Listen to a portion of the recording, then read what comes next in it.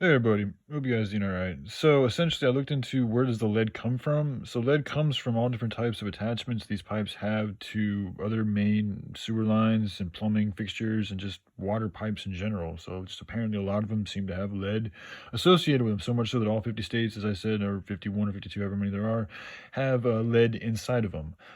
Which is not good for you. And there still is not even really a clear reason as to why it is there. But anyway, so how do you change that? Well, you have to change the whole source and nature of the whole system in general. So, I mean, you could, like I said, you could take all of those pipes out and you could replace them with, things like, I mean, the Romans had aqueduct system that was able to transport back, what, 2,000 years ago, they were able to transport clean water over 50 to 60 or approximately 50 to 60 miles from one location to another. This was over 2,000 years ago. They were able to do this.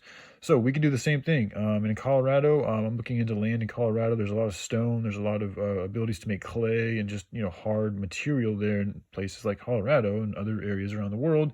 And you could utilize those type of minerals, which are relatively abundant and easy to get, as well as you can also just make, like, I'm thinking about trying to use hempcrete also, although hempcrete doesn't, it's because it's so biodegradable, excuse me, which is good, but it's not good for holding water. That's also why I thought of using bamboo, because bamboo can actually, on its own, without even being treated, can last up to 5 years, I think. And if you treat it, it can last up to 10 years. And there's also ways to organically treat it so that it doesn't carry toxins and chemicals, which would be bad to put in the water.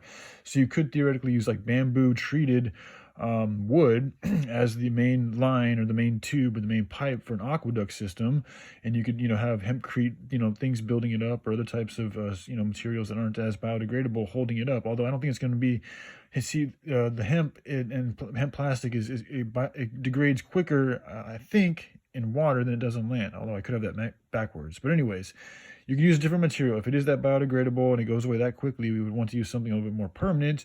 And you could do that. You could use the hemp to filter the water out. You could have the hemp filters at different intervals throughout the aqueduct system to ensure the continuous filtration of water, because things can fall in there, bugs and stuff like this, as it is being transported from point A to point B, potential leaks, things like this. So you'd want to have, it'd be good to have just different levels and periodical interventions or integrations of hemp and other water filtration systems to get all that bad juju out of the water.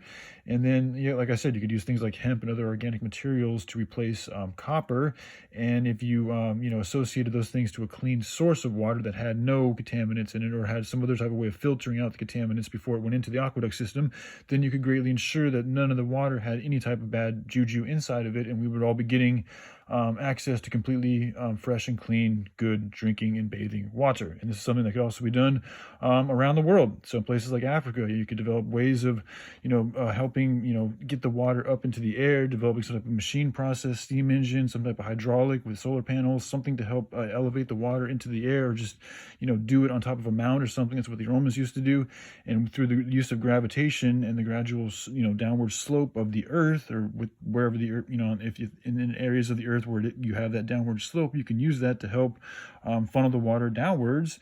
Or you could just develop your own pumping machine with the type of technology that we have today. And you can also run it on clean electricity through, hemp, solar panels, and other clean electricities. And this would help give peoples of Africa and other areas where they don't have enough water.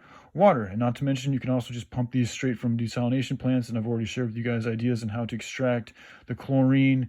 And I forget what was the other thing. The chlorine is something else. That the desalination plants, they produce a lot of this type of waste, but there's ways to extract even those things that are producing waste from desalination plants. So we could actually literally use the water from the ocean.